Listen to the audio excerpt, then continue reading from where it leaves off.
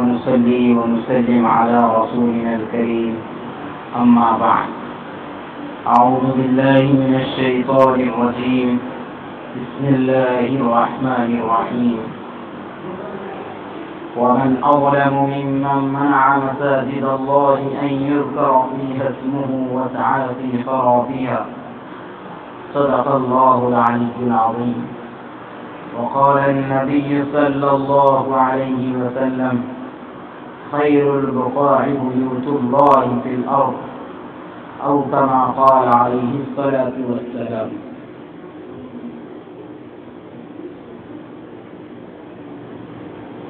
محترم بزرگوں اور عزیز ساتھیوں اور بزرگوں اور دوستوں، قرآن کریم میں اور احادیث نبویہ کے اندر اللہ اور اللہ کے رسول صلی اللہ علیہ وسلم نے مسجد کی اہمیت اور اس کی عظمت کو بیان کرنے کے لیے واضح ارشادات بیان کیے گئے ہیں. عزیز دوستو، حدیث میں اللہ کے رسول صلی اللہ علیہ وسلم کا ارشاد گرامی ہے: مسجدیں روئے زمین پر اللہ تعالی کا گھر ہے، اور سب سے مبارک مقام بھی اللہ ہی کا گھر ہے. قرآن مجید میں مسجد کی اہمیت کو یوں بیان کیا گیا ہے کہ وَأَنَّ الْمَسَاجِدَ لِلَّهِ فَلَا تَدْعُوا مَعَ اللَّهِ أَحَدًا، یعنی مسجدیں اللہ کی ہوتی ہیں، اللہ کے علاوہ کسی اور کو نہیں پکارا کرو. اسلام میں مسجد کی بہت ہی بڑی اہمیت اور عظمت رکھی گئی ہے، اس لیے کہ یہ اللہ پاک کی بندگی اور اس کے ذکر اور قرآن پاک کی تلاوت کا یہ مقام ہوا کرتا ہے. جس جگہ اللہ کو یاد کیا جائے اور جس جگہ بندگی کے سجدے ادا کیے جاتے ہیں اور جس جگہ اللہ کو پکارا جاتا ہے، اس جگہ سے بڑھ کر کون سی جگہ اور پاکیزہ ہو سکتی ہے. جس طریقے سے انسانوں کا نصیب اور ان کی اچھی خدمت ہوا کرتی ہے، اسی طرح زمین کے ٹکڑوں کا بھی نصیب اور خدمت ہوا کرتی ہے. ہر زمین کا ٹکڑے کا مقدر اللہ کا گھر ہوا کرتا ہے، یعنی ہر زمین کے ٹکڑے کا مقدر اللہ کا گھر بننا نہیں ہے، بلکہ اللہ پاک زمین کے جس حصے کو چاہتے ہیں اس حصے کو مسجد کے لیے منتخب فرما لیتے ہیں، اسے چن لیتے ہیں، پھر اسی جگہ اللہ کا گھر جو ہے بنایا جاتا ہے. اور وہ زمین کے جس حصے پر، جس ٹکڑے پر اللہ کے گھر کی تعمیر کی جائے، زمین کا وہ ٹکڑا تمام دنیا کے حصوں سے زیادہ، سب سے زیادہ عزت اور شرف والا ہو جاتا ہے، اور اس کو ایک سب سے بڑا مقام اور سب سے بڑی عظمت اسے حاصل ہو جاتی ہے. حدیث شریف میں اللہ کے رسول صلی اللہ علیہ وسلم کا ارشاد گرامی ہے کہ جس طرح تم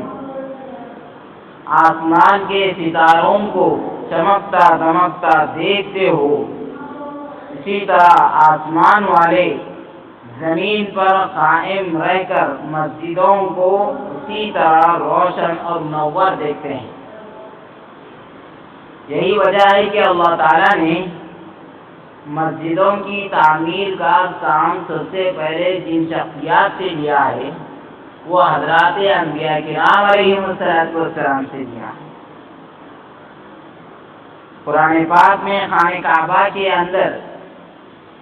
کے تعلق سے یہ بات کہی گئی ہے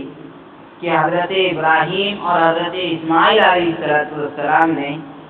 سب سے پہلے کعبۃ اللہ کی تعمیر فرمائی، اور اسی طرح حضرت سلیمان علیہ السلام نے بھی مسجد اقصیٰ کی تعمیر فرمائی، اور کائنات کے سب سے زیادہ عظیم پیغمبر رسول اللہ احمد مصطفیٰ محمد مصطفیٰ صلی اللہ علیہ وسلم نے بھی مدینہ منورہ پہنچنے کے بعد سب سے پہلے مسجد نبوی کی بنیاد رکھی اور تعمیر کا کام جو شروع فرما دیا، اور اس تعمیر کے کام میں حضرات صحابہ کرام رضوان اللہ علیہم اجمعین خود حصہ لیا کرتے تھے۔ خود اللہ کے رسول صلی اللہ علیہ وسلم مسجد نبوی کی تعمیر کے لیے پتھر خود اٹھا کر لاتے اور اس کو اس کی جگہ پر رکھ دیا کرتے تھے۔ صحابہ کرام نے یہاں تک بھی عرض کیا تھا کہ اے اللہ کے رسول، آپ اتنی تکلیف کیوں گوارا فرما رہے ہیں؟ مسجد کی تعمیر اور اس کی خدمت کے لیے ہم ہی لوگ کافی ہیں۔ اس پر حضور اکرم صلی اللہ علیہ وسلم نے یہ بات ارشاد فرمائی کہ جس طرح تم اجر اور ثواب کے محتاج ہو، اسی طرح میں بھی اللہ کے اجر اور ثواب کا محتاج ہوں۔ اتنا بڑا مقام مسجد کا اللہ کے رسول صلی اللہ علیہ وسلم نے عملی طور پر کر کے بتلایا ہے، اور کائنات کے اندر سب سے پہلی جو مسجد بنی گئی وہ خانہ کعبہ کی مسجد تھی۔ دنیا کی اس آبادی کے بعد یہ خانہ کعبہ کی مسجد جو ہے شروع ہوئی۔ روئے زمین پر سب سے پہلا گھر یہی اللہ کا گھر قائم ہوا تھا، جس گھر کی نسبت اللہ کی طرف ہے، اور اس مبارک مقام کو اللہ رب العزت نے برکت اور ہدایت کا مرکز بنا دیا۔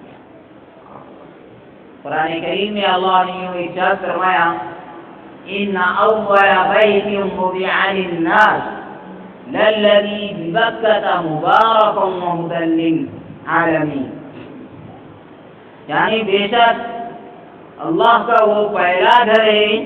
جسے لوگوں کی عبادت کرنے کے لیے بنایا گیا ہے، اور وہ مکہ مکرمہ میں ہے، مبارک ہے، اور وہ دونوں جہاں کے لیے اللہ کا یہ گھر ہدایت کا ذریعہ۔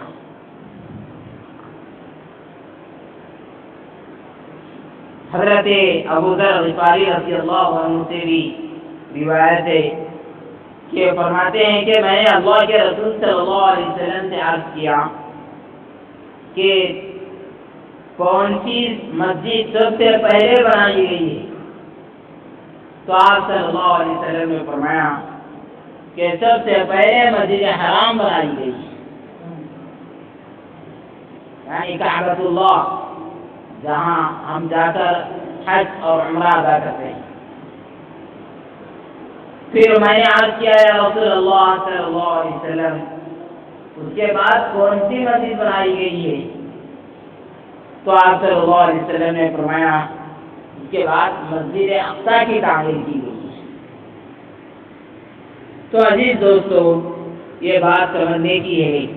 کہ مسجد صرف عبادت اور بندگی کے لیے نہیں ہے، بلکہ مسجد کے ذریعے سے اور اس کے منبر و محراب کے ذریعے سے انسانیت کو اور مسلمانوں کو زندگی گزارنے کے سلسلے میں چند رہنمانہ یا جو ہے اصول بتائے جاتے ہیں،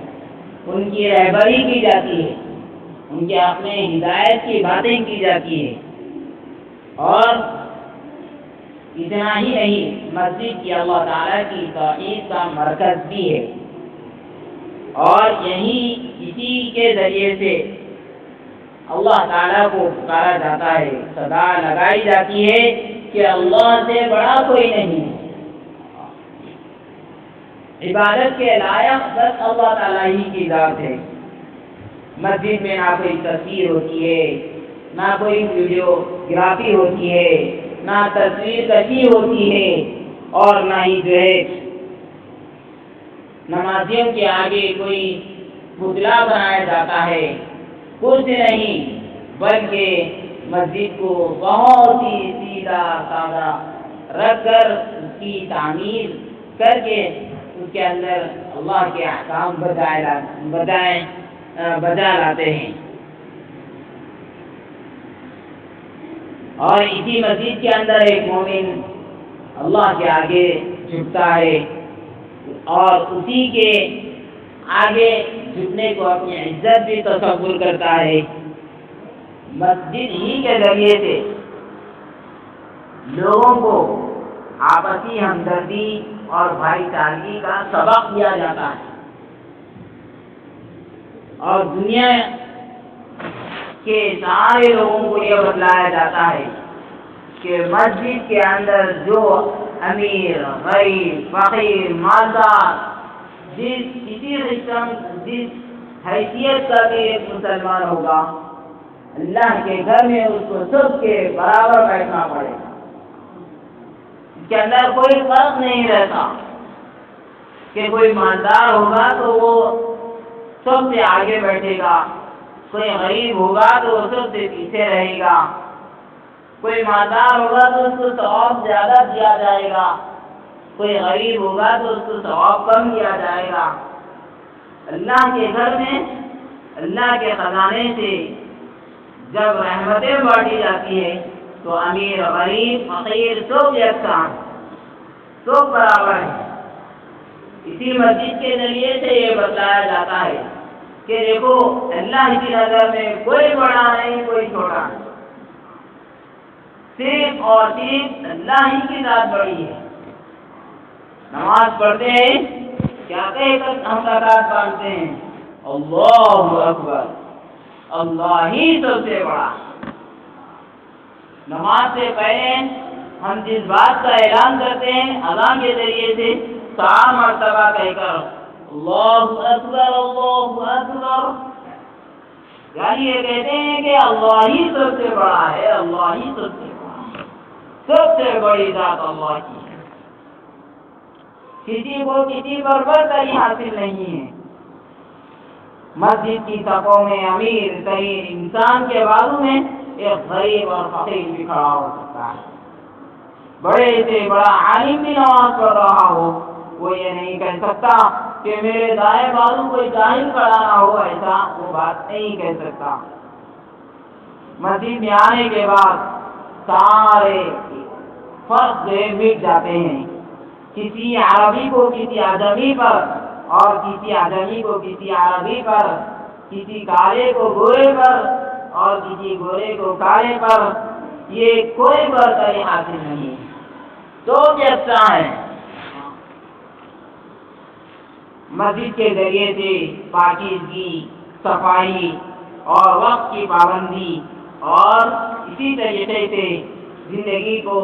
صحیح ڈھنگ کے ذریعے سے گزارنے کا سبق بھی دیا جاتا ہے۔ یہ چیزیں مسجد ہی کے ذریعے سے ہم کو معلوم ہوتی ہیں، بازار میں یہ چیزیں نہیں ملتی، بازار میں کوئی آدمی صحیح بات کی رہبری کرنے والا نہیں ہوتا۔ جو بھی ہم کو یہاں پر درس ملتا ہے اور جو انسان کو انسانیت کی باتیں بتلائی جاتی ہے وہ اللہ ہی کے گھر میں ہوتی ہے، اور اسی لیے اسلام کے اندر مساجد کو اسلامی مرکز کی حیثیت حاصل ہے۔ ایک اسلام کا ایک سب سے بڑا سینٹر یہ اللہ کا ہے۔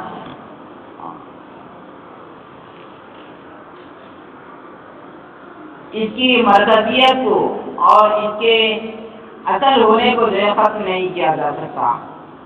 اگر کوئی مسجد کو ختم کرنا چاہے اور اس کی حیثیت کو مٹا دینا چاہے تو مٹا دینے والا تو خود مٹ جائے گا، لیکن اللہ کا گھر نہ کبھی مٹا ہے اور نہ کبھی مٹے گا، کیونکہ ایک مرتبہ اللہ کے گھر کی جہاں تعمیر ہو جاتی ہے، جہاں پر اللہ کا گھر بن جاتا ہے، وہ تا قیامت اسی جگہ پر اللہ کا گھر آباد رہتا ہے۔ کسی کے ختم کرنے سے اس کی حقیقت کو جو ختم نہیں کیا جاتا۔ اس لیے اسلام میں تعلیم دی گئی ہے، دعوت دی گئی ہے، ترغیب دی گئی ہے کہ مسجدوں کو بار بار جایا جائے،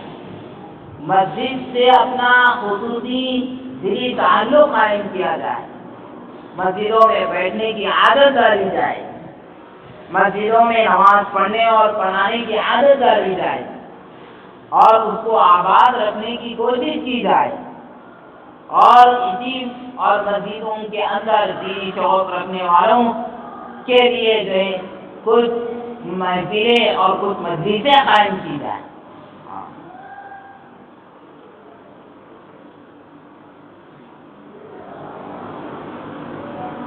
اللہ کے رسول صلی اللہ علیہ وسلم نے تو یہاں تک جو ہے تعلیم دی ہے کہ مسجدوں کو جہاں تک ہو سکے ان کی تعمیر کے کام میں حصہ لیا جائے، اس کو آگے بڑھانے کا، اس کو ترقی دینے کا۔ خدا اللہ کے رسول صلی اللہ علیہ وسلم مسجد کے دھول اور گرد و غبار کو جھاڑا کرتے تھے، اس کی صفائی کیا کرتے تھے۔ خود ارشاد فرمایا اللہ کے رسول صلی اللہ علیہ وسلم نے کہ زمین کے حصوں میں سب سے زیادہ پسندیدہ جگہ یہ اللہ کا گھر ہے، اور بدترین جگہ یہ بازار ہے۔ اگر کوئی بازار بھی چلا جائے تو اس کے بارے میں یہ بتا دیا کہ قیامت کے دن 7 لوگوں کو اللہ تعالیٰ اپنے عرش کے سائے میں جگہ عطا فرمائے گا۔ ان میں سے ایک وہ ہے جس کا دل مسجدوں کے ساتھ اٹکا ہوا ہے، اس کو قیامت کے دن اللہ پاک جو ہے اپنے عرش کے سائے میں جگہ نصیب فرمائیں گے۔ قیامت کا منظر کیسا کھٹی منظر ہوا کرتا ہے، سورج سر کے اوپر ایک بارش کے اوپر آ جاتا ہے، جو آدمی جتنا زیادہ گناہگار ہوا کرتا ہے وہ اتنا ہی زیادہ پسینے میں ڈوبا ہوا ہو۔ ایسے موقع پر اللہ پاک کسی کو اپنے عرش کے سائے میں جگہ دے دے، وہ کتنا محفوظ اور معمون رہے گا۔ اس لیے عزیز دوستو، مساجد کو بہت ہی زیادہ اسلام کے اندر خصوصی حیثیت حاصل ہے۔ اللہ رب العزت نے بھی ان کی اہمیت کو بیان فرمایا ہے اور بتلایا ہے کہ جو مسجدوں کو آباد کرنے سے رکاوٹ بن جاتے ہیں اور مسجدوں کو ڈھا دینے کے وہ ظالم بنتے ہیں۔ وَمَنْ أَظْلَمُ مِمَّنْ مَنَعَ مَسَاجِدَ اللَّهِ أَنْ يُذْكَرَ فِيهَا اسْمُهُ وَسَعَىٰ فِي خَرَابِهَا، کہ اس سے بڑھ کر اور کون ظالم ہوگا جو اللہ کی مسجدوں میں اللہ کا نام لینے سے روکے اور اس کو ویران کرنے کے در پہ ہو جائے۔ ظالم قسم کے لوگ ہیں۔ تو عزیز دوستو، ہماری ذمہ داری بنتی ہے کہ ہم ہماری آبادی میں اور ہماری بستی میں جہاں مسجدیں قائم ہیں ان کو ہمیشہ آباد کرنے کی فکر کریں۔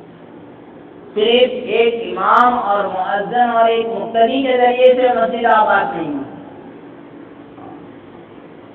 بلکہ اس کو آباد کرنے کے لیے کئی لوگوں کا تعاون ہونا پڑتا ہے۔ مسجد صرف 1-2 کے لیے نہیں بنائی گئی بلکہ سارے مسلمانوں کے لیے بنائی گئی ہے۔ مقامی آ کر بھی نماز ادا کر سکتا ہے، دور دراز سے غیر مقامی آدمی بھی آ کر جو یہاں پر نماز ادا کر سکتا ہے، کوئی روک ٹوک نہیں ہے۔ اور اس کے اندر عمومی داخلہ ہے، کوئی اس کے اندر اصول اور قانون یہ نہیں ہے کہ صرف 2 شخص ہی جو ہے اللہ کے گھر کے اندر عبادت ادا کریں، نماز ادا کریں، ذکر تلاوت میں رہیں، ایسا نہیں ہے، بلکہ جس کے دل میں ایمان ہے اور جو کلمہ لا الہ الا اللہ کا اقرار کرنے والا ہے سچے دل سے، وہ شخص مومن ہے، اور مومن کو اللہ کے گھر آنے کی اللہ کی طرف سے اجازت ہے۔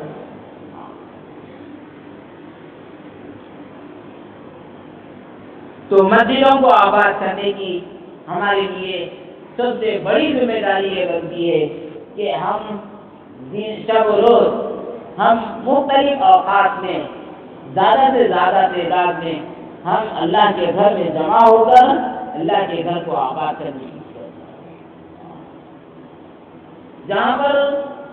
اللہ کے گھر کو ویران کر دیا جاتا ہے، جہاں پر اللہ کے گھر کو ڈھا دینے کی ناپاک سازشیں رچی جاتی ہے، اللہ پاک پہلے ہی ان کی ناکامی اور نامرادی کے فیصلے کر دیتے ہیں۔ جو اللہ کے گھر کو آباد نہیں کر سکا، کیا اللہ پاک اس کے گھر کو آباد کریں گے؟ اگر ہم اللہ کے گھر کو آباد نہیں کر سکیں گے تو کیا ہمارا گھر آباد ہو سکے گا؟ کیا ہمارے گھروں میں خیر و برکت آئے گی؟ کیا ہم اللہ کے رحمتوں کے حاصل کرنے والے بندے ہوں گے؟ کیا ہمارے گھروں سے پریشانیاں دور ہو جائیں گی؟ کیا ہم قرضوں کے بوجھ سے جلدی چھٹکارا پا لیں گے؟ نہیں، بلکہ عزیز دوستو، جتنی زیادہ ہماری غفلت اللہ کے گھر کے تعلق سے بڑھتی جائے گی،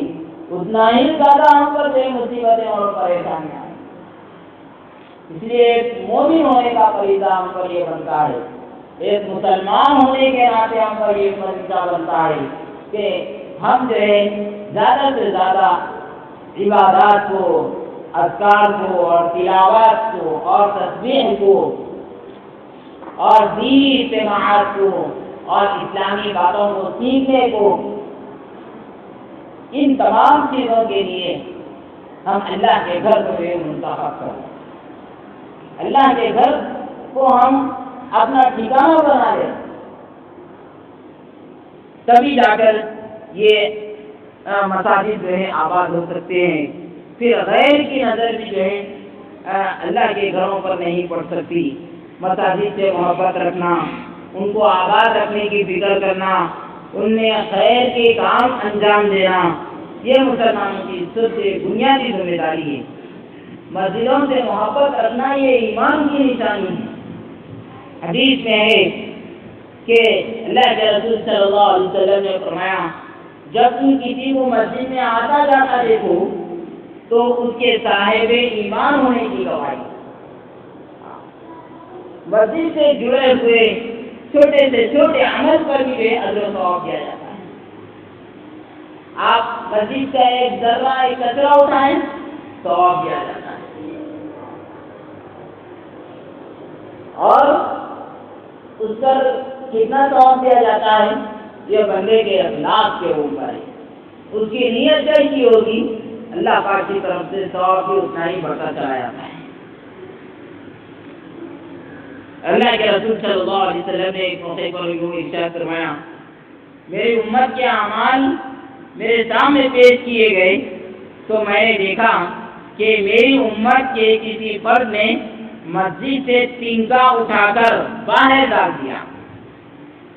اس کا اجر بھی اس کے نام اعمال میں لکھ دیا گیا۔ مسجد کی تعمیر میں حصہ لینے کو بڑا اجر و ثواب رکھا گیا ہے۔ اس لیے ہم سے اگر تعمیر کے بڑے بڑے حصوں میں اگر ہم اس کے حصے دار نہیں بن سکتے ہیں تو کم از کم عملی طور پر مسجد کی صاف صفائی کے لیے اور اس کی خدمت کے لیے ہم ذاتی طور سے کیا خود کر سکتے ہیں اس کے لیے آگے بڑھ جانا۔ مسجد پیسوں سے نہیں چلتی، مسجد ہمارے اور آپ کے تعاون سے اور چلنے سے نہیں چلتی، اللہ کے چلانے سے مسجد چلتی۔ ہم مسجد کے کسی کام کے لیے آگے نہیں بڑھیں گے تو اللہ کی رحمت میں ایک حق کا برابر بھی کمی نہیں آتی۔ اللہ پاک ہم کو ہٹا کر ایک ایسے بندوں کو لائیں گے جو گنہگار قسم کے لوگ ہوں گے، اللہ انہیں ہدایت دے گا، پھر وہ اللہ کے گھر کو آباد کرنے والے ہوں گے۔ یہ ہمارے لیے ضروری موقع ہے، یہ قیمتی موقع ہے کہ ہم مسجدوں کی عظمت کو ہم اپنے دل میں جمائے رکھنے کی فکر کریں، ان کا احترام کریں، اس کو زیادہ سے زیادہ آباد رکھنے کی فکر کریں اور زیادہ سے زیادہ عبادات کو اور اذکار کو اللہ کے گھر میں ادا کرنے کی ہم جو ہے اس کا ایک مضبوط عزم کر لیں اور مضبوط ارادہ بنا لیں کہ خیر کے زیادہ سے زیادہ اعمال اللہ کے گھر میں ادا کیے جائیں. اور یہ کام کبھی ہو سکتا ہے جبکہ کسی مومن کے دل میں اللہ کے تعلق سے محبت ہو، اللہ کے گھر سے محبت ہو، اللہ کی محبت اس کے دل میں پیدا ہو، اللہ کا ڈر اور خوف ایک مومن کے دل میں آ جائے تو اللہ کے احکامات سے بھی محبت ہوتی ہے، اللہ کے گھر سے بھی محبت بڑھ جاتی ہے. صرف دل نہیں چاہتا کہ وہ اللہ کے گھر کو چھوڑ کر کسی اور کے گھر چلے جائے. صرف دل گوارا نہیں کرتا کہ اللہ کے گھر کے اندر اللہ کے سامنے سجدہ کرنے کے علاوہ کسی اور کے سامنے ہم سر جھکا لیں. دل یہ گوارا نہیں کرتا کہ اللہ کے علاوہ کسی اور کے سامنے ہاتھ پھیلائیں. کیوں؟ اس لیے کہ یہ مسجدیں اللہ کی رحمت کا مرکز ہے. یہاں پر اللہ کی رحمتوں کا نزول ہوتا ہے، اللہ کی طرف سے خاص انوارات اور تجلیات نازل ہوتی ہیں اور خصوصی سکینت سے نازل ہوتی ہے. جتنا سکون اللہ کے گھر میں بندوں کو ملتا ہے اتنا کسی اور جگہ پر نہیں ملتا. کیوں؟ اس لیے کہ یہاں پر پروردگار عالم کی طرف سے خاص رحمتیں اور برکتیں نازل ہوا کرتی ہیں. آج کے دور میں چونکہ مساجد کو پورے ملک کے اندر کر جو ہے دیگر مساجد کو کمزور کرنے کی ناپاک کوششیں کی جا رہی ہے. ملک کے مختلف ریاستوں میں اور مختلف جگہوں پر مشہور مسجدیں جہاں پر مسلمانوں نے ہزاروں سال سے عبادت کی ہے، جہاں پر صدیوں سے مسلمانوں نے عبادات کے ذریعے سے ان مساجد کو آباد کیا ہے. آج فرقہ پرستی کے اس دور میں غیروں نے اور کافروں نے اور دشمنوں نے جو ہے اس مسجد پر اپنا قبضہ جما کر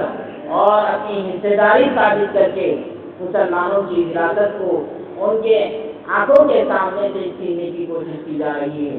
کہیں ایسا نہ ہو کہ ہماری غفلت اتنی نہ بڑھ جائے اور کہیں ہم اتنے غافل نہ ہو جائیں کہ جو مصیبت جن پر یہ آ پڑی ہے روزانہ کے ہم اخبارات میں دیکھتے ہیں، روزانہ کے ہم اخبارات کی سرخیوں میں پڑھتے ہیں کہ کسی مسجد کو جو ہے ڈھا دیا گیا، کسی مسجد کے سلسلے میں عدالت میں فیصلہ مسلمانوں کے خلاف جو ہے سنا دیا گیا، کسی مسجد کو مندر میں تبدیل کر دیا گیا، کسی مسجد کے اندر مورتیاں لا کر رکھ دی گئی ہیں، کسی مسجد کے اندر غیروں کی اور ہندوؤں کی آثار قدیمہ پرانی نشانیاں موجود ہیں، لہٰذا وہ مسلمانوں کا حصہ نہیں، وہ مسلمانوں کی جگہ نہیں بلکہ کافروں اور مشرکین کی جگہ ہے. یہ کہہ کر لوگ اور دشمنان اسلام اپنی زبان سے کھل کر جو ہے یہ ثابت کرنا چاہ رہے ہیں کہ جو ہے اے اسلام باقی رہنے والا نہیں ہے، وہ ختم ہونے والا ہے. حالانکہ اللہ کا یہ وعدہ ہے وَكَلِمَةُ اللَّهِ هِيَ الْعُلْيَا، اللہ کا یہ کلمہ، اللہ کا دین ہی ہمیشہ سر بلند ہو کر رہے گا، کوئی اس کو ڈھا نہیں سکتا، کوئی اس کو مٹا نہیں سکتا. نور حق کفر کی خندقن پہ ہے تو کوئی مٹا، نور حق کفر کی خندقن پہ ہے تو کیا ہوگا، جس کو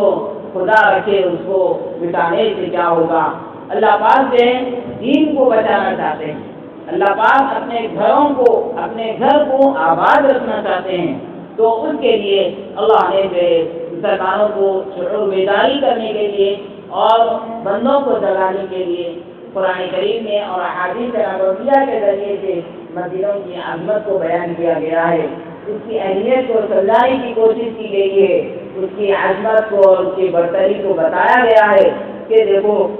یہ مسجدیں اللہ کا گھر ہے، بہت ہی عزت اور شرف والی جگہ ہے، وہاں پر بڑی بڑی عظمتیں حاصل ہوتی ہیں، اللہ کی طرف سے برکتیں اس مسجد کے اندر نازل ہوتی ہیں، رحمتوں کا نزول ہوتا ہے، مساوات کا درس دیا جاتا ہے، بھائی چارگی کا سبق سکھایا جاتا ہے، چھوٹے اور بڑے کے فرق کو ختم کیا جاتا ہے، امیر غریب کے مرتبے کو مٹا دیا جاتا ہے، اور فقیر کے اور امیر کے فرق کو ختم کیا جاتا ہے۔ اللہ کی گھر میں اللہ کی بڑائی کے علاوہ کسی اور کی بڑائی نہیں ہوتی ہے، صرف اللہ ہی کی بڑائی ہوتی ہے۔ تو یہ تمام چیزیں صرف اور صرف مسیح ہی کے ذریعے سے سزا لگائی جاتی ہے، اور اس بات کا اعلان کیا جاتا ہے وَلَذِكْرُ اللَّهِ أَكْبَرُ، اللہ کا ذکر ہی سب سے بڑا ہے، اور سب سے بڑا ذکر اللہ